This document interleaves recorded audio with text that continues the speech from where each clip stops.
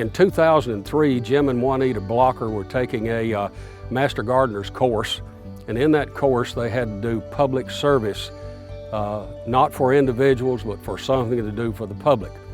And so they enjoyed being outdoors, and they came to Frank Jackson State Park.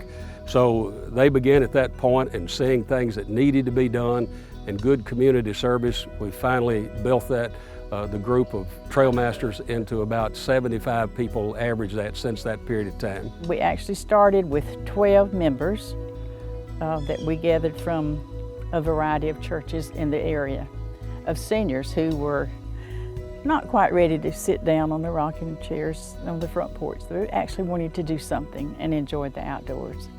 Well, the first thing we do, we go to the state and ask approval or make suggestions of things that we see that could be done. We also ask them if they have any particular needs for labor or things that we could furnish in doing that. Trail Masters is a service group. That's what attracted me first. If I'm going to do something, I want it to be of a service to my family, my community, my state. We started working on trails. I thought it would be nice to have benches. So we put benches on the trails, and we actually funded that ourselves. Then with some of the other projects that we had, like the bridge going over from the fishing area to the island, which was built by private donations in 1993, I believe. That needed rebuilt, so the state bought the materials, and we then replaced all of the floors and all of the rails on that for the park itself.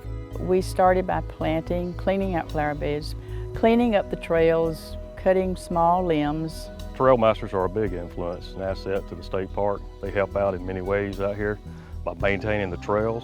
Also, they help build bridges out here. They installed our new playground equipment. They're going to help with our new cabin homes. They've helped us with our new primitive area. They've wired all our electrical in our primitive area. And just overall, they've been a very good asset for the state park.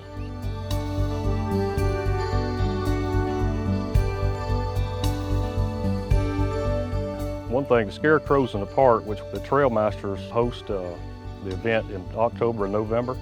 And it's a major event, and it actually brings in a lot of revenue for this park. If the Trail Masters didn't help out with this event, I don't think we'd be able to have this event, because they make all the Scarecrows. They provide all the tours for elderly people that can't get around, and they just overall are a big help with that project.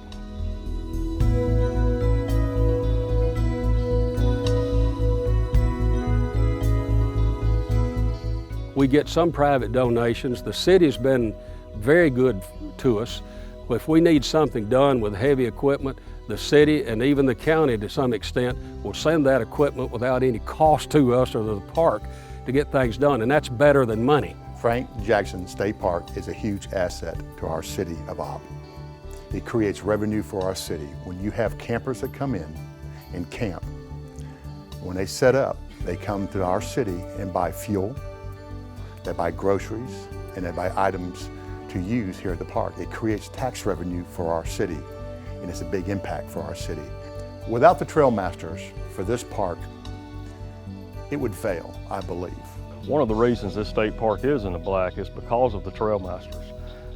And I would suggest that all of our state parks get with the community leaders and see if we can't, get groups like this involved. I think it would be a great thing for all of our state parks to have a group similar to the Trail Masters, just with a different name.